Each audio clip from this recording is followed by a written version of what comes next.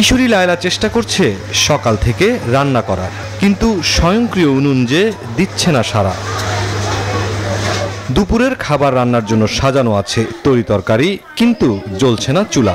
রাজধানীর তেজকুনি পাড়ার এমন দৃশ্য প্রায় প্রতিটি ঘরেই।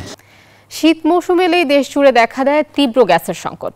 মরার ওপর খাড়ার ঘায়ের মতো বছরের শুরুতেই এলএনজি সরবরাহ লাইন সংরক্ষণ ও মেরামতের কারণে গোটা রাজধানীতে চলছে চরম ভোগান্তি।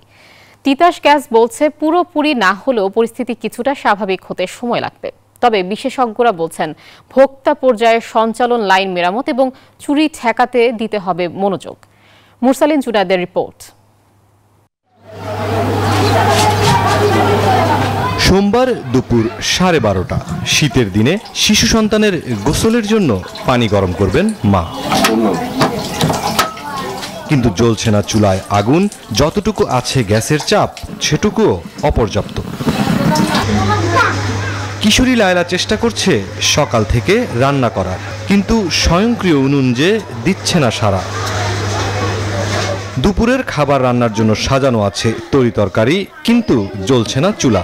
রাজধানীর তেজকুনি পাড়ার এমন দৃশ্য প্রায় প্রতিটি ঘরেই।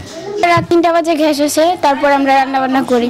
আর এমনিতে সকালে আসে না, সারাদিন আসে না। যেই পানিটা আমার 5 মিনিটে হয়ে যেত, এই পানিটা দীর্ঘ 2 ঘন্টা আমি বসে রাখছি, আমার পানি হচ্ছে না।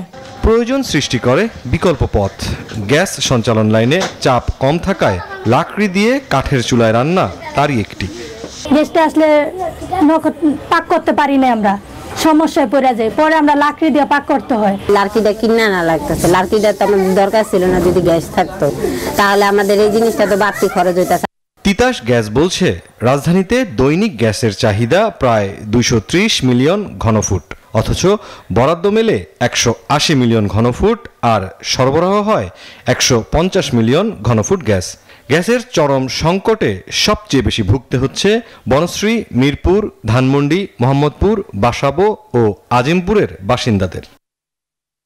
তিতাস গ্যাসের এই কর্মকর্তা বলছেন চলতি শীত মৌসুমে ভোগান্তি কমার সম্ভাবনা খুবই কম।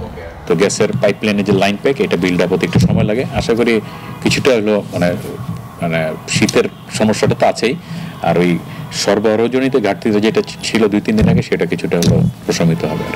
বিশেষজ্ঞরা বলছেন বহু পুরনো সঞ্চালন লাইন মেরামতের পাশাপাশি ঠেকাতে হবে চুরি।